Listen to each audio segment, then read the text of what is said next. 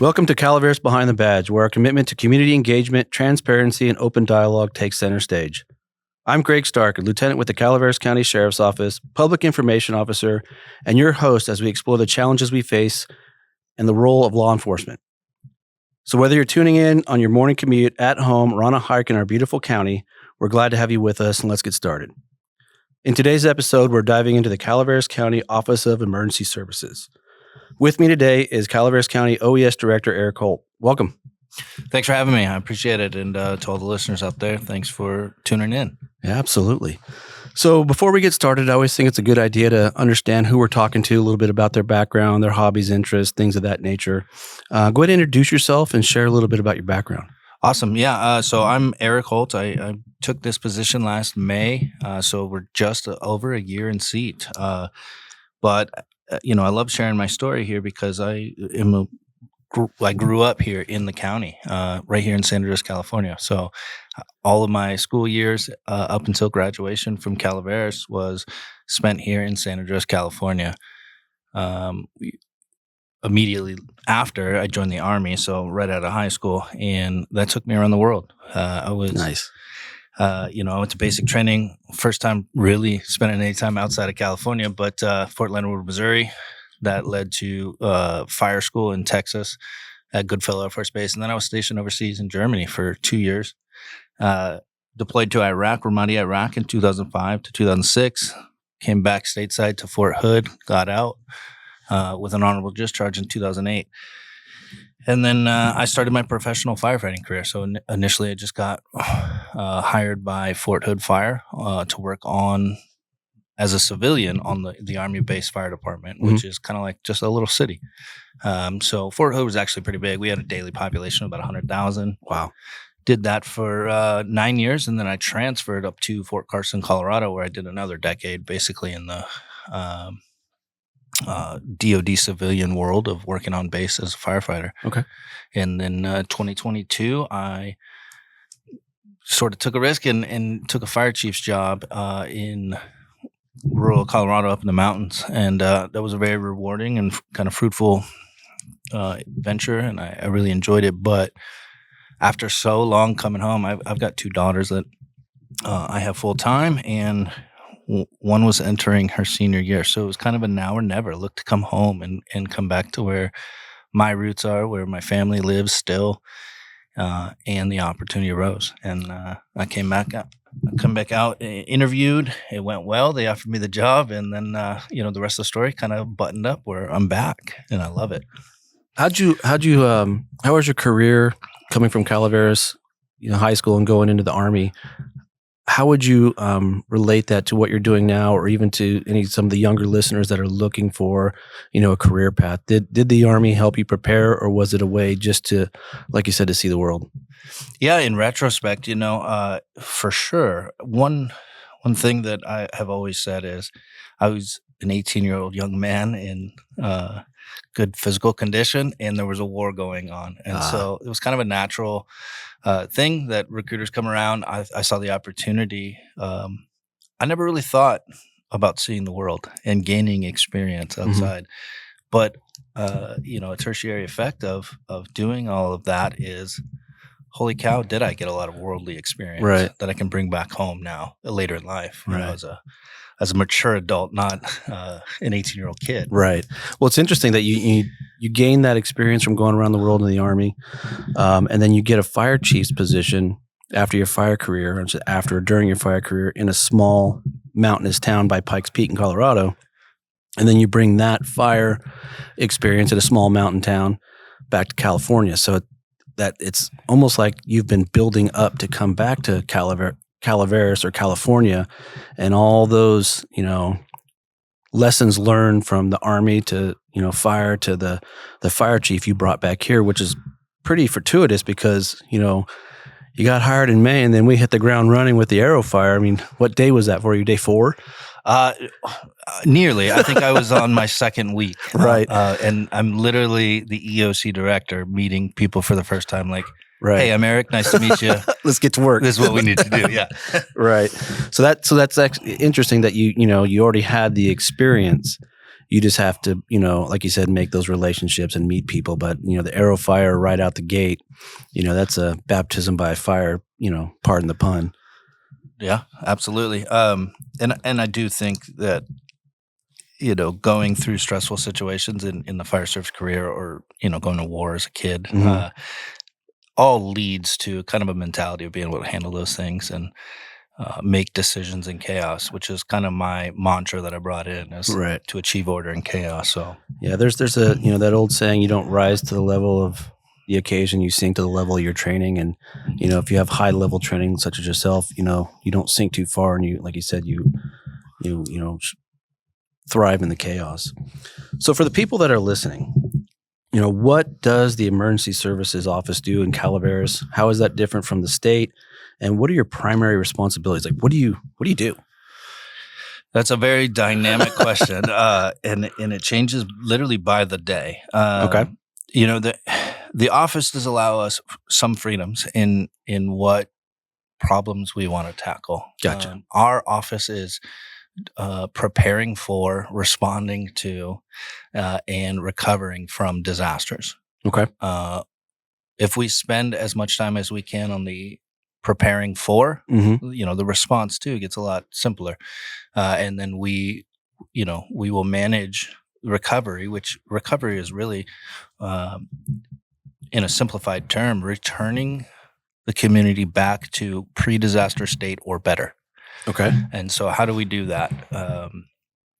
We are still recovering from the Butte fire. I mean, honestly, the work is come to at the end state of what took place. Mhm. However, there's still audits going on. They're still confirming with Cal OES and FEMA, like the work that they invested in was Mhm. completed, and we have the proof of that. So, our residents may see, all of the pre-work we do, speaking engagements. We're working right now on the community wildfire protection plan and information packets and all that. Mhm. That's a very visible part for the community to see. And obviously in disaster response, Right. our faces are everywhere, to include yourself, right?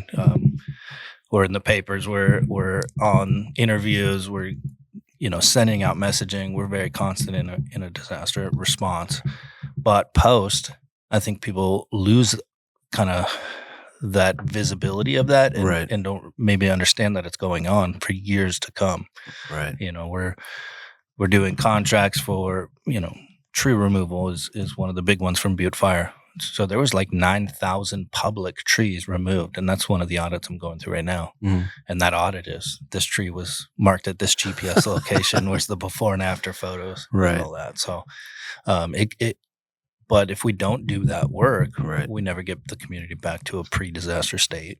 Yeah, it seems, as a first responder, or working as a first responder, that first responder, the emergency's happening, it's kicking off, and things are busy, and then it gets shut down. And, you guys are, when I say you guys, you and your employees are more of a first responder, during responder, and long-term responder, if you will, where that recovery stage, can be tricky, whether it's a landslide. Once the damage is done, there's that recovery, like you said, to get it back to normal. And once that's out of the headlines and it's not sensational front page or Facebook news, I think that's what really truly gets lost in the OES message of we're still putting things back together. But just to back up a little bit, you talked a little bit about the recovery stage. What are you doing for like preparedness? I know you had a meeting up in the White Pines, fire scope and things like that. What is OES's role in preparing for fill in the blank disaster? Yeah, so I tell our elected officials and residents when I speak to them constantly, I think the best use of my position is to consider what is the worst case scenario that could happen to this county, Mhm. and having the experience from firefighting to kind of understand how that. Right. comes Some to be. people's what's the worst case? The worst thing that's ever happened to them is the worst thing that's happened to them. Your service in the fire for so long, the worst thing you have seen is probably far surpassed what some people's imaginations are. Yeah. So I always like to say, I stay at night thinking of everyone's worst nightmares. Right. And I do that as an exercise because then it helps me to say, how do we prepare for that and stop it? So that's more the prevention aspect. But, there's flood, there's fire, there's civil unrest. There's all sorts of things that could be deemed a disaster or a pandemic, as everybody has experienced now at this point in life. But filling in those gaps is the best thing that I can do. And how I do that is I talk to our community members and say, hey, like, are you aware of this? So, one of our campaigns last year was the Everbridge Calaveras Alert. Is everybody aware of this? Are you signed up for it? And when you determine maybe 5-10% of the community is, then we really need to make a push and advertise it. And then try to use, basic marketing on how to engage with people. I can put something on our Facebook page that may reach 3,000-4,000 people. But let's say I partner with the county sheriff's office. You guys have a reach of 17,000 or something on your social media. And so collaboration becomes one of my key assets, and collaboration is free. So making partnerships and just focusing on one problem at a time until the bigger picture comes into play. And all of a sudden, after a couple years of fine tuning these gaps, all of a sudden the big picture is, oh man, our county is quite resilient now. And we went from 10% signed up to 80%. And now the impact of that is I can send a message from my office, from my cell phone, from the EOC, wherever, and I'm reaching a majority of people that are now informed. Let's unpack that a little bit. Let's stay in the preparedness area. What is Everbridge, and let's also talk about Genesis while we're there. Yeah, absolutely. So two different companies and two different platforms, but they go hand in hand. And so Everbridge is a voluntary sign up, and that is our primary way to reach out to our community. Not only us, National Weather Service and other NOAA and those have access to that system, and the parent company kind of provides that. So there's an automatic function of stuff going out that our residents can sign up for, or they can say, I don't care that we get rain alerts and thunderstorm and lightning. But if you're not signed up for Everbridge, we can't reach out to you and say, hey, like there's a fire going on at, let's just take the Arrow. That's the most recent big one we had. So the residents of Copper, if they're not signed up, I can't direct message them. And so that is something we've got to campaign and continue constantly. Like that never goes away. Genesis Protect is more of a system under the authority of the sheriff, who has the authority for evacuations. Okay. And that's how we manage it. In the EOC, there's a position, the sheriff issues an evacuation order. Like, let's again go back to the Arrow fire. Genesis breaks down, I think there's like 250 zones within Calaveras County, and they're based by population. So some are bigger than others.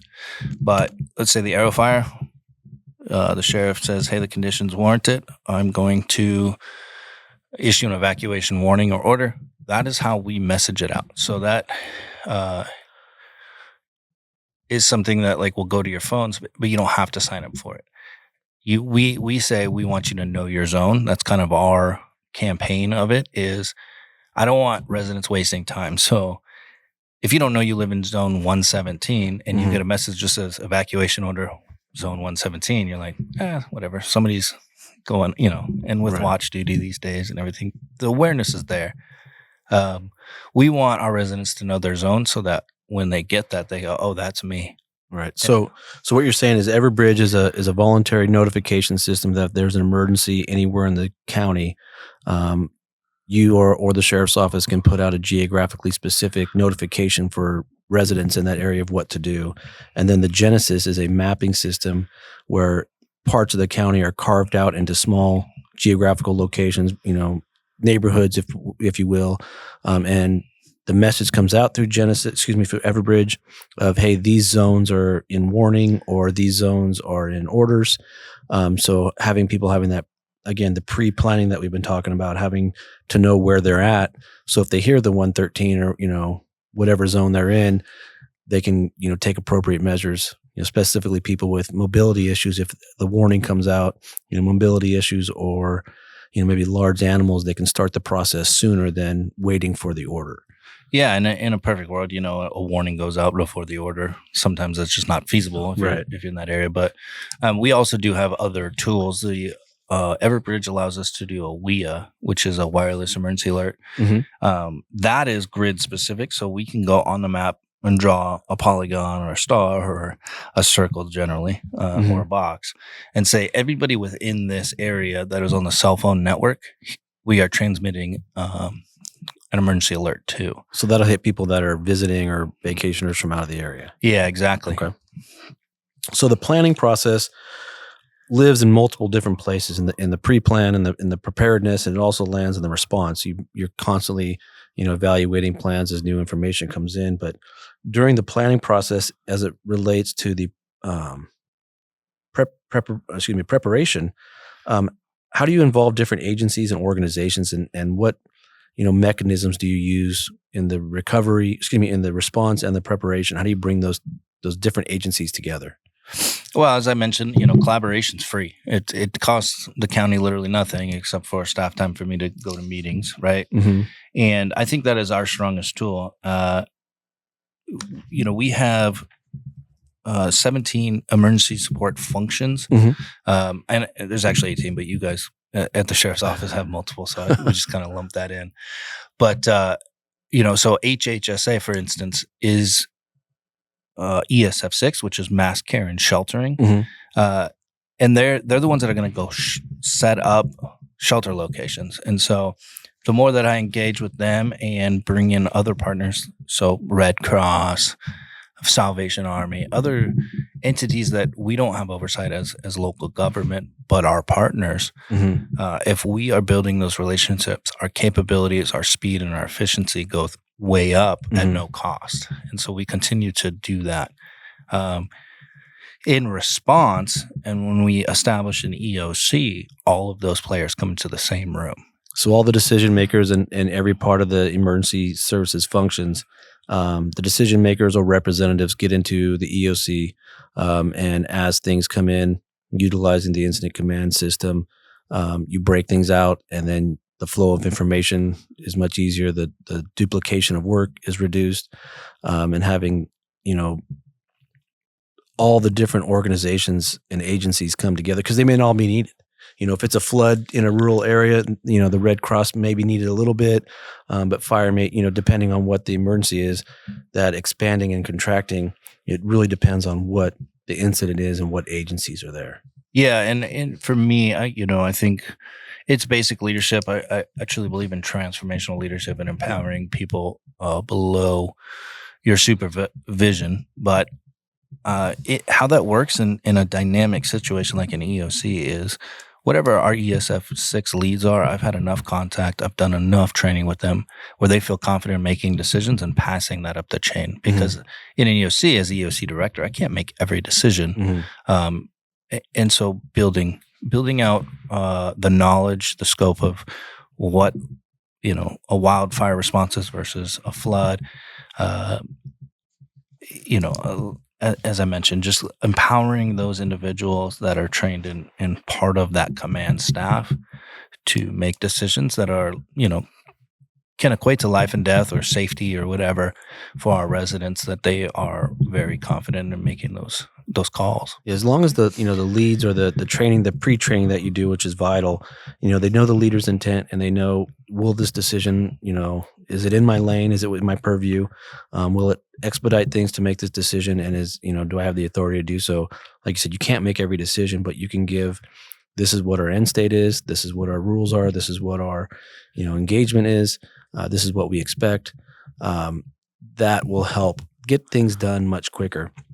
And so talked a little bit about the pre-planning where you're messaging the people, getting them on the Everbridge and the Genesis and going to community meetings and reaching out to, government officials to get, their intent and what they expect out of you. So planning goes all the way from, the board of supervisors, getting them, what they expect all the way down to the individual citizen. Transition a little bit into the response. So can you walk us through the typical response process during an emergency situation? How does it, so let's pick a fire. A fire, initiates somewhere in the county. Walk us through the process of that, how it gets off the ground in the OES world. Yeah. Boots on the ground is where this information comes from. So Okay. This has probably been my biggest adjustment is I spent 20 some odd years in the field, first on scene to things, and being able to make decisions based on what I was visually seeing and feeling. A bit of adjustment to me. Your deputies out on patrol are probably going to be the first ones to see something and to be the first sworn officer or first responder on scene. And so listening to that, through dispatch, and then, again, these open lines of communication. So last year with Arrow Fire, I think I was driving to go pick up my kid from Toyon, and I get a call from our Cal Fire unit chief, Chief Cash, and he's like, "Hey, we've got to start and it's moving fast. This could be an issue. I want to make you aware and I'll call you in 10 minutes. And having that comfort that like, I'm not going to get something last, like I can start to make my decision matrix. And then, Sheriff Whiting, who at the time was the undersheriff, but was running the position, was like, "Hey, I'm listening to dispatch and a lot's going on. I think you should probably come up and, think about activating the EOC." And, my office from the sheriff's, where the EOC is an eighth of a mile. Right. In that time to get up there and make a few phone calls to my ESF leads, like we were fully off and running. And so listening to those inputs, right? Right. I'm never going to second guess a deputy that's out there is like, "Hey, I see fire and it's moving right exponentially fast and there's 7 houses that I can see right now." Okay, cool. Like it's time to go. It's not time to be like, "Well, what else are you seeing?" And right. You're not a fireman, Mr. Officer. Yeah, let's see how this plays out. Right. Yeah, it's trusting everybody. So that the initial information usually comes in through 911 to dispatch. We send the deputies, first responder, the firemen, fire personnel. They make the assessment. They run it up their chain. You get notified. You come in. If it warrants opening up the EOC, which again requires, initiating the incident command system, bringing in the department leads or their representatives, and getting that process going. And so during the EOC's function, what is the primary role of the director? So the EOC is open, all the functions are going. What is your main responsibility or more globally, what is the Calaveras OES responsibility during that situation? Yeah, I mean, there's responsibilities in legislation, right? Right. I'm the operational area coordinator, okay, which ties us into all of the state and up the chain to federal resources should we need them. I am the one that can declare a state of emergency for the local area, okay, which will then bring in state and then federal funding in, as the incident grows. But beyond that, I like to kind of say, if you take a bicycle wheel and you've got the spokes all come together into the center point, and that's kind of what my position is to do. I'm not there to tell everybody how to do their jobs. My job is to think in a whole community aspect. So, sheriff's deputies are going to be really good at law enforcement and evacuation. They've rehearsed that 95,000 times. They're dialed in on how they need to do that. And my job is to make sure that they have the tools that they need to accomplish that, whether that means requesting more officers from other jurisdictions to come in and support evacuation or, checkpoints or whatever, that the people that are getting evacuated out of their homes have the support that they need. They have a place to go. They'll have food. They'll have medical care, all that stuff. So when you talk about the 18 spokes of the ESF functions, my job is to make sure that everyone can operate to the fullest capabilities and have the logistical support that they need. So when you said the logistical support that they need, can you talk a little bit about once the incident overwhelms the local resources and how you coordinate with the state OES or the region? How would you? So let's say we're out of fill in the blank. What's your role in making sure that gets filled, communicating with the state? Yeah, so the second that we get to a point where our resources are stretched so thin that we need additional within the local area, that is my benchmark to declare a state of emergency for the local. When I do that, it goes to the governor's desk eventually, not in real time by any means. Right. But basically what I do is I tap into the Calaveras resource system. So for the law enforcement, you guys have Lima, and I know that you guys have the capability to make those calls and do all that stuff. But it is a statewide system managed through that. So without that declaration, like your funding under Lima isn't coming back, right? Like you can ask for a favor, but we want to make sure that we're doing everything so that the cost recovery of these disaster responses doesn't fall to the county where it bankrupts us, right?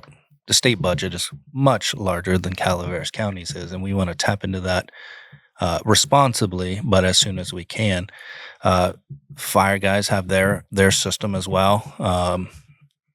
Cal Fire is going to call in an IMT if it's a large incident, but every ESF function, emergency support function, is going to have resources. So we had called in last year a FAST team, which is a medical emergency response team that is in shelter locations, and they're checking on medical conditions of people, bringing in, hey, this person evacuated without prescriptions, or this person needs the general medical care that may not be an emergency, but it could become emergency if it is untreated or not diagnosed but untreated. Yeah. If they're on oxygen and they don't have oxygen, we need somebody to come in and help facilitate that, right?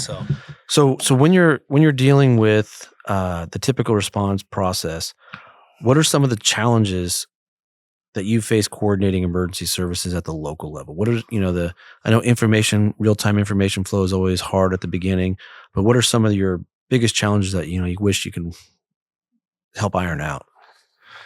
I think it's, generally speaking, our plans and our training covers the large swath, 99% of what's going to take place and the situations within that. I think they're the one-offs. Okay.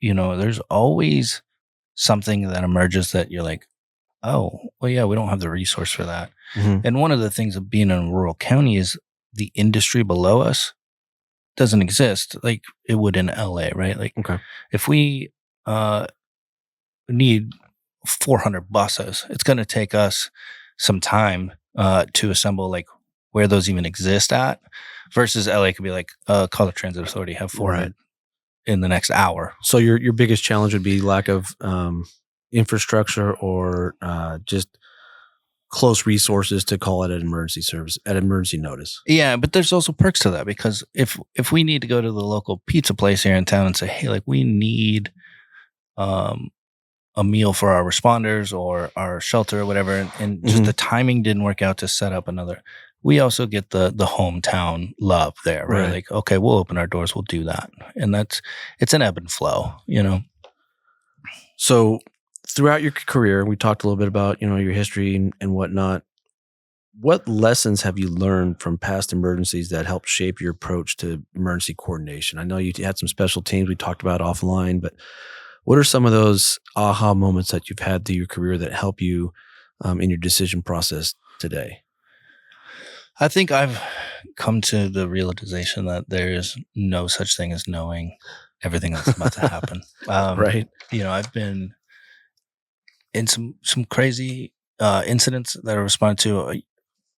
The West Texas fertilizer plant explosion was one of those that I was on the ground for, and that reset my, I always thought I was invincible when I was a young fireman, and everybody around me was invincible. And like boom, 13 firemen are dead from an explosion, but there's still a mission that has to happen. Right. I responded to the Fort Hood shooting in 2009, where logistically we were trying to land 8 medevac helicopters on one dot on the ground. Wow. And so every time you think you know something, you got to take a step back and go, like, which way does this go wrong? Because I'm not prepared for that. Right. And that may sound a little nerve-wracking to our listeners here that, oh, you got a guy saying like he doesn't know everything. But that's the reality. Who does? Right. Like that's reality is working through that and having the skills and ability to take a chaotic situation, take a step back and look at it and say, here's the objective things that I have to solve that matter right now. Right. And here's the things that can wait. And here's the team members I can put on that. Right. So that, one of the things that, I've noticed is that the people that think they know everything are some of the most dangerous people out there. There's no way, like we talked about, no way you can know everything. And the ability to learn as events unfold, I think is key for obviously Office of Emergency Services Director, where, I know I don't know everything. This person over here might be the expert on fertilizer. I'm going to ask them, what do we do?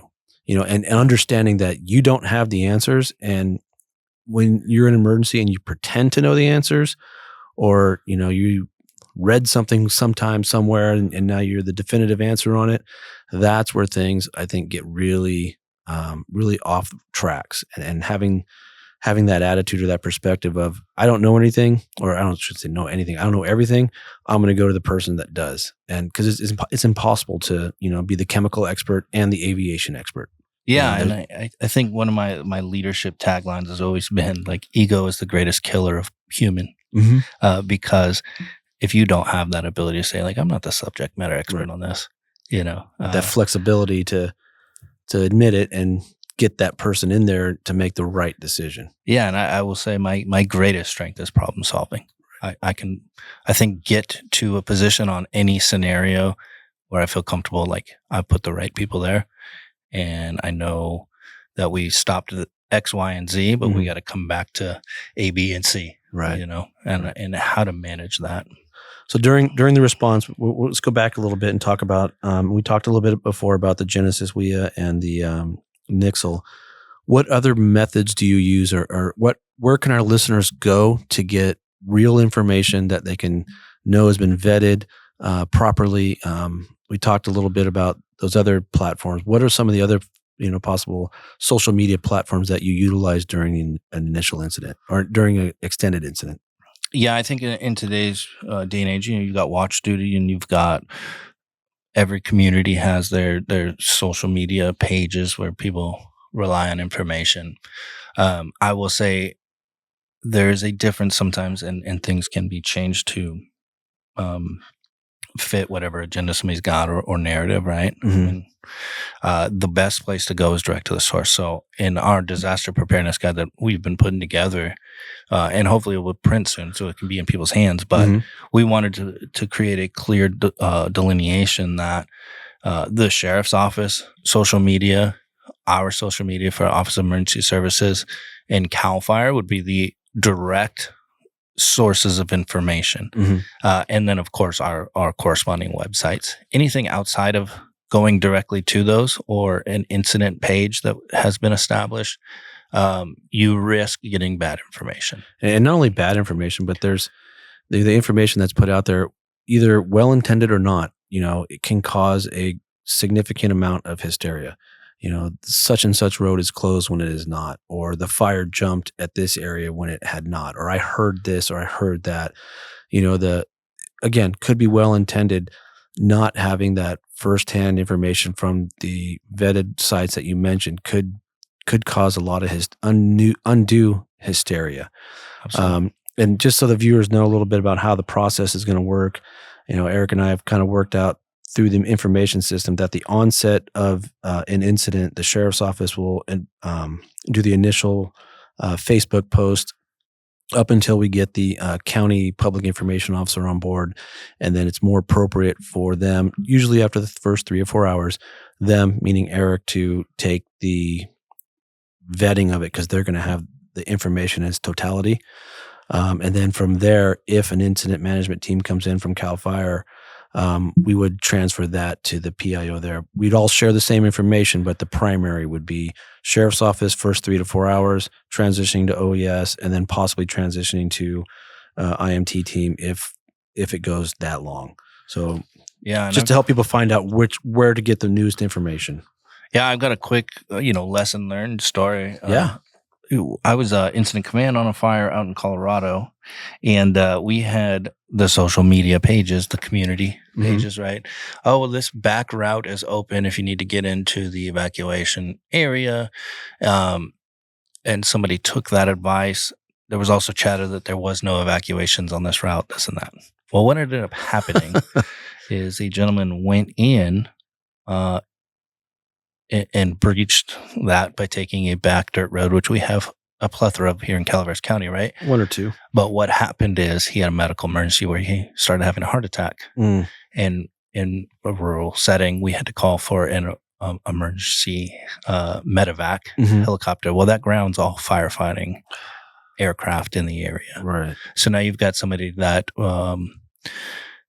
violated the evacuation order and went back in, and now has ceased firefighting operations to deal with the medical emergency of the individual. So he did live, which was great, but he got a pretty hefty fine for stopping all of that. Yeah, and that's something maybe we can just pause for a second and talk to our listeners. There are evacuated areas for a reason.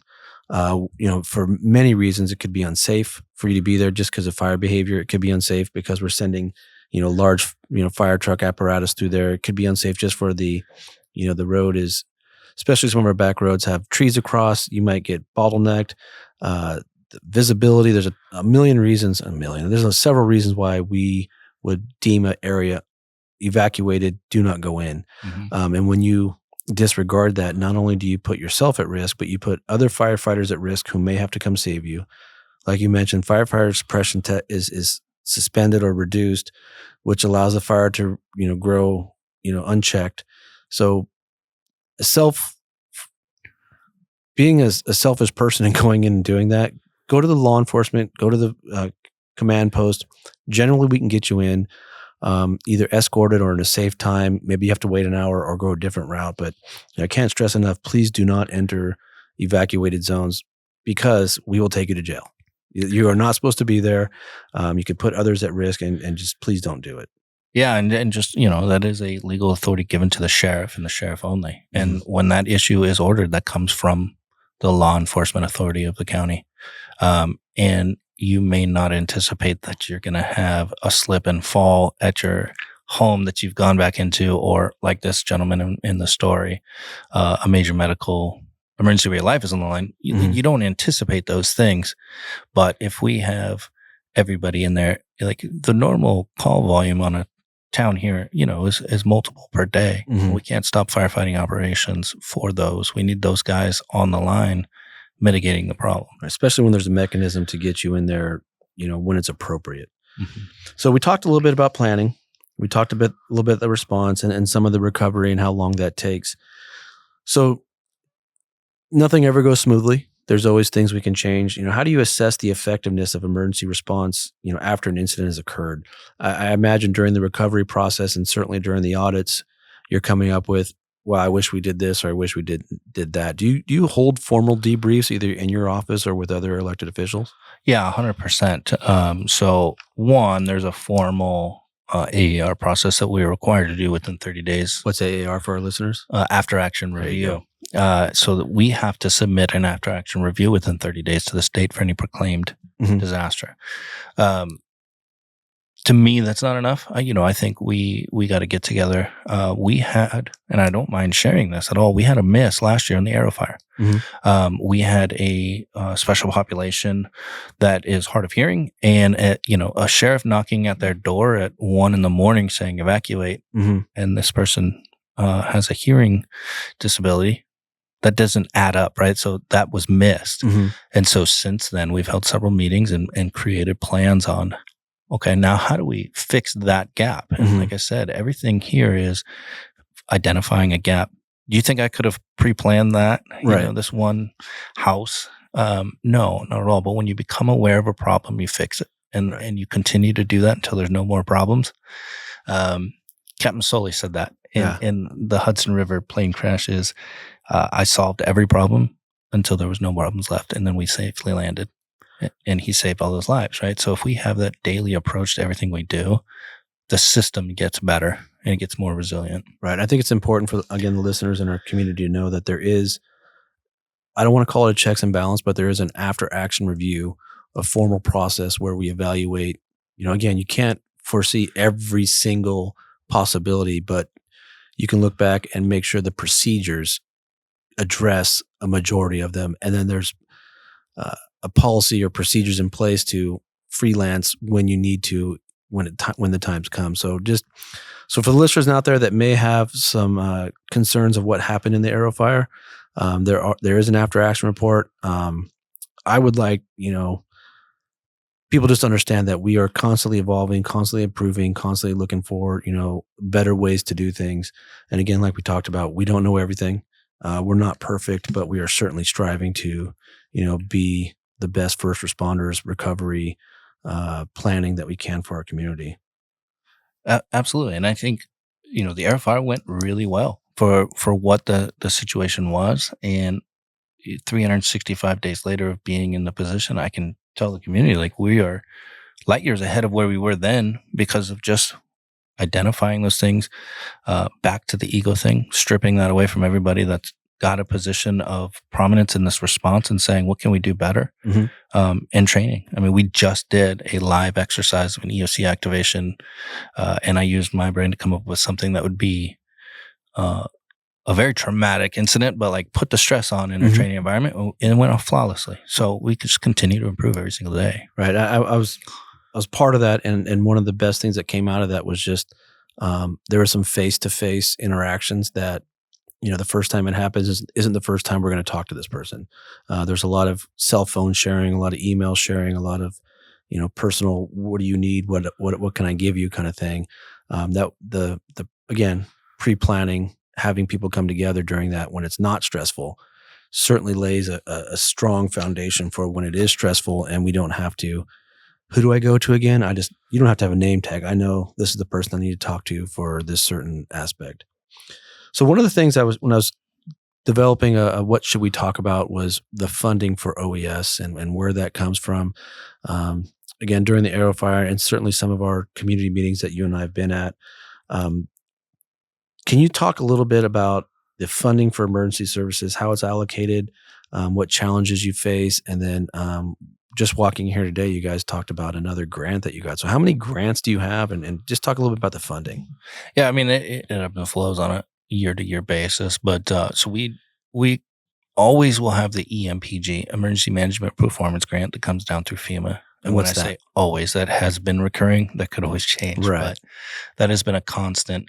That is money from the federal government that says it's important to have an emergency management staff at the local level, and here is your supplement to do that. Okay. So basically $100,000 annually will go to cover salaries, which then the county has to match. So we have to have over $200,000 in staffing here to receive that money.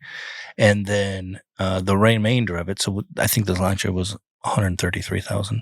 The other $33,000 we can use by deeming what our priorities are. And so this year I allocated money for this disaster preparedness guide to go to print.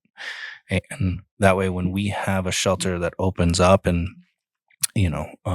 somebody's worst day, they're greeted with, a pamphlet of information so they can start to rebuild their lives immediately in that shelter. And that's important for me. And that guide also goes to your preparedness, where people don't have to be told what's going to happen. They know exactly what to expect. I shouldn't say exactly. They have a general idea of what to expect, and they can make educated decisions on what they see at hand. Maybe they might leave a little bit early before the warning because the fire's moving north and I'm north of the fire, having that educated, what happens during emergency, that's a really good pamphlet that I hope everybody either downloads or gets their hands on. Again, the more they are informed, the easier and quicker our jobs unfold. Yeah. So back into so there's a mix of grant and general fund that funds your office. You said salaries. How many people are in your office? I've got myself as the director and Baljeet is my emergency services coordinator. So that's our full staff. That gets stretched thin really fast. And so we've got to have our ability to kind of maneuver into one thing to the next. I mean, I'll go from like threat assessment, homeland security stuff into wildfire preparedness and fuels mitigation. And if we can go back to the grants, we've got homeland security grant that comes from FEMA as well. But that is what we call a body of five. So fire, police, public health, and us get together, and we hash out that's like $112,000. So it's not a lot, but I know like this year that's going to equipment for the sheriff deputies, so that you guys have more ballistic vests to put on the streets. And so it does help fill the gap with general fund stuff. But then we've also got McKay's Strategic Fuel Break, which is a good neighbor partnership with the U.S. Forest Service, where we're managing a fuels reduction project up around Arnold. And that is great work being done. We just are the fiduciary that manages the money side of it and make sure everything works out. And then we just did get awarded the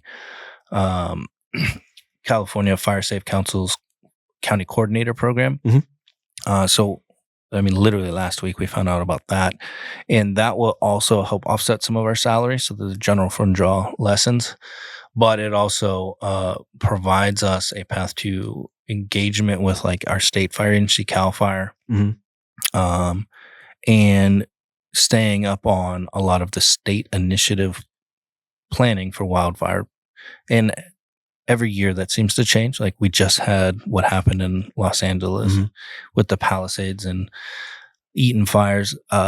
I can guarantee you that there's going to be some different approaches in the state of California. And so that's one way that we can fund staying up on those changes. So it sounds like, out of an office of two, you have the preparation, response, and recovery for two people.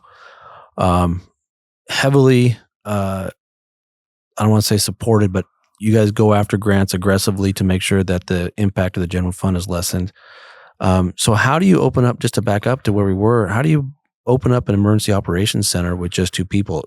Do you utilize county employees? Is it volunteers? How's that work? Yeah. So every employee in the government, so local government and state, is what's called a disaster service worker. Gotcha. And the Legislation and Emergency Services Act, which is what gives me my authority positionally and as the OA coordinator, I am allowed to call those individuals into service. Gotcha. So when you take a job with the county, you take an oath and say, like, I understand that's what that is. I understand this is the legislation and the training I have to have, and I can be called in. Now, we're never going to call in 600 people at once, and we always want everybody to go take care of their families first. Right. Well, having all the government employees or the local government employees, I mean, they don't all live in one area. So if somebody's affected in their area, they can take care of their house, and you can call in somebody from somewhere else, generally. So back, we talked a little bit about the Homeland Security Grant, where that allows, large purchase of equipment for various governmental agencies, kind of rotates generally throughout the years of, who's going to get what.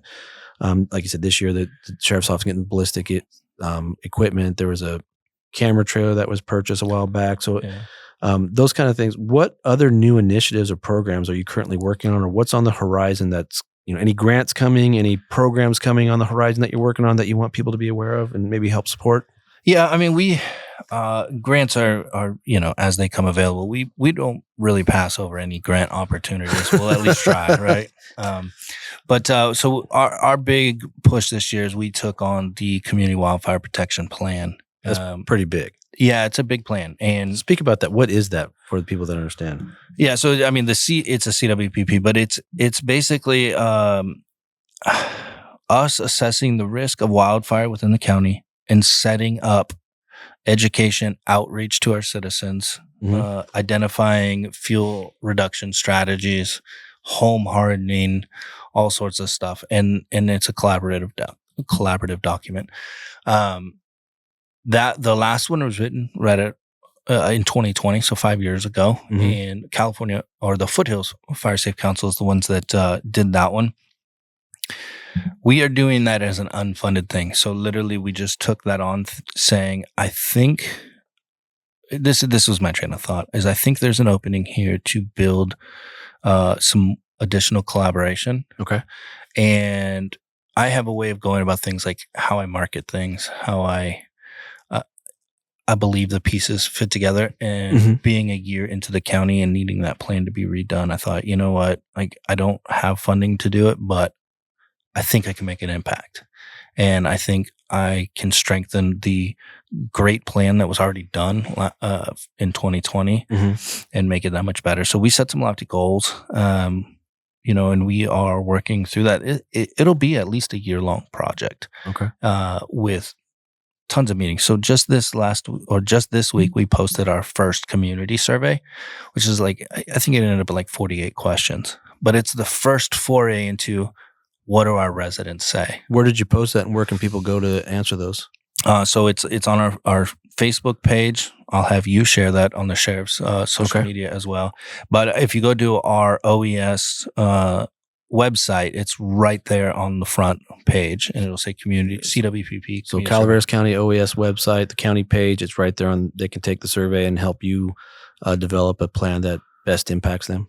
Yeah, I mean, it's getting macro data and putting it into use. So what are the biggest concerns? What are the biggest barriers to home hardening? Or it gives me the data to start a decision matrix, and to target certain things, and to press our elected officials at the state level that says, hey, like, our CWPP resulted in 90% of people saying they'll do home hardening with a tax credit or with a grant that comes through.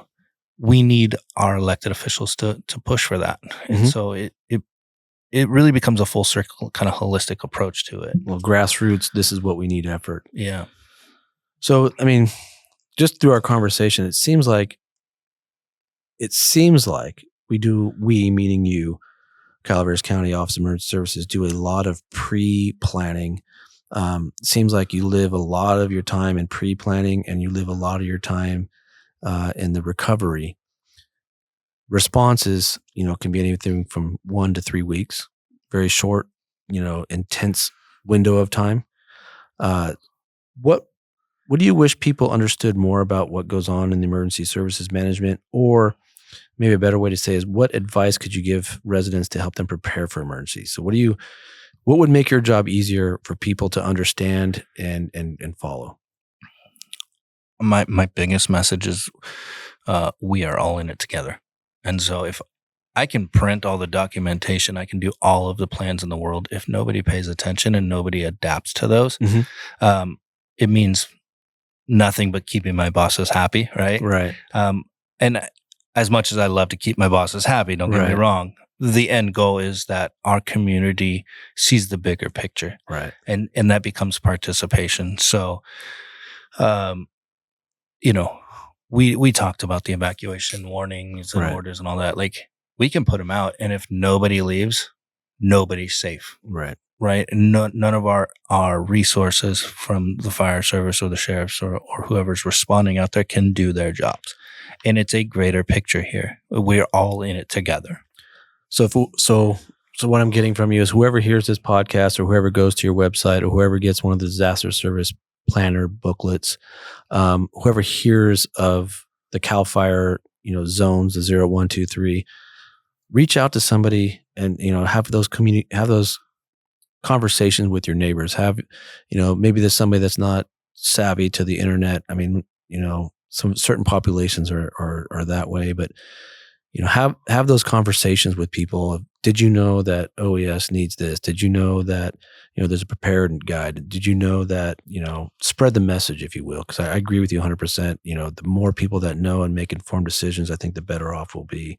Yeah, the safer we'll be. I mean, I can plan for a wildfire defense grid system around the county at an expense of $100 million. And that's probably not going to ever come to fruition. Mhm. But I can get with a local neighborhood and say, here's some things you can do to harden around your neighborhood. And we've just created a wildfire defense around that. And that has impact, Right.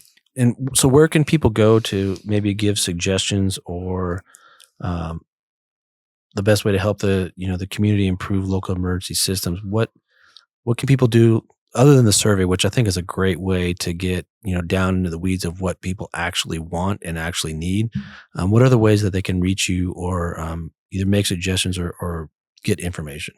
Yeah, I mean, Holt at calaverascounty.gov is my email. By all means, I answer every email that I get. Um, Participate with us.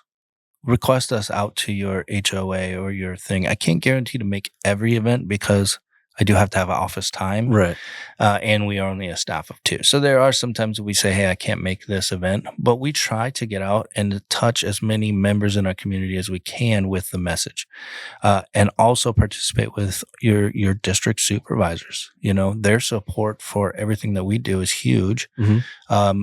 We often attend events, town hall meetings with them, and we get them out. And the more participation we get, the more people will reach. And ultimately, what my hope is that you'll see smaller bodies like a HOA or a neighborhood that will participate in like a Firewise community, right? If a bunch of those pop up, it's almost like an outbreak of, not to joke about a pandemic, but like it's almost like an outbreak where it catches on and it becomes the norm.